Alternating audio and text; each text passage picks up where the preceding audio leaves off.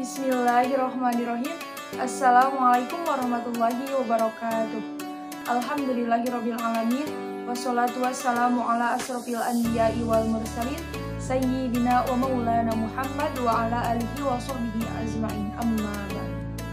Pertama-tama, marilah kita panjatkan puji dan syukur kehadirat Allah Subhanahu wa taala, yang mana Allah telah menciptakan dualisme yang berbeda antara satu dengan yang lain.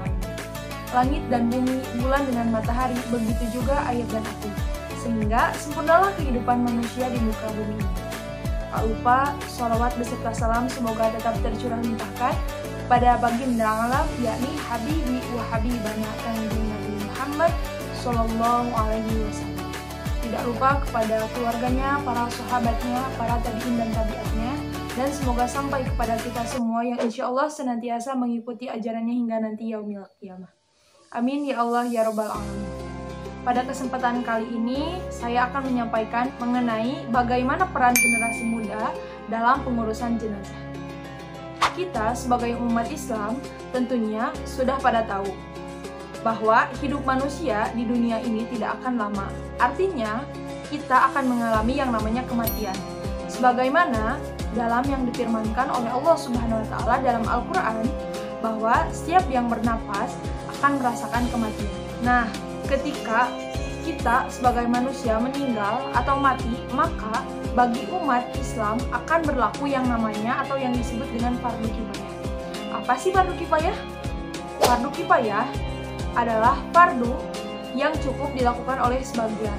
Walaupun yang namanya pahala tentu bagi orang yang melaksanakannya atau bagi orang yang mengerjakannya.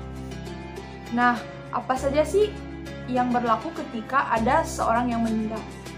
Bagi kita yang masih hidup tentunya punya kewajiban. Pertama, memandikannya, yang kedua mengkafaninya, yang ketiga mensolatkannya, dan yang keempat menguburkannya.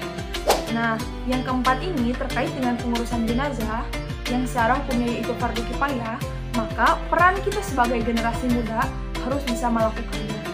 Karena orang tua yang sekarang hari ini bisa mengurus jenazah, mereka akan meninggal dunia kalau sudah waktunya.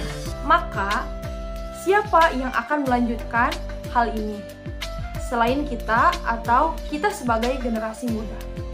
Makanya, mari kita sebagai generasi muda untuk kita bisa belajar, berusaha untuk melaksanakan atau tahu tentang pelaksanaan mengurus jenazah.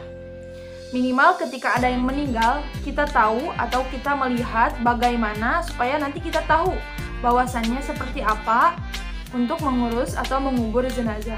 Apalagi dengan belajar kepada ustadz atau guru-guru terkait dengan pengurusan jenazah. Rupanya sekian yang dapat saya sampaikan, kurang dan lebihnya mohon dimaafkan. Kekurangan dan kesalahan datangnya dari diri saya pribadi dan kesempurnaan hanya milik Allah Subhanahu wa taala.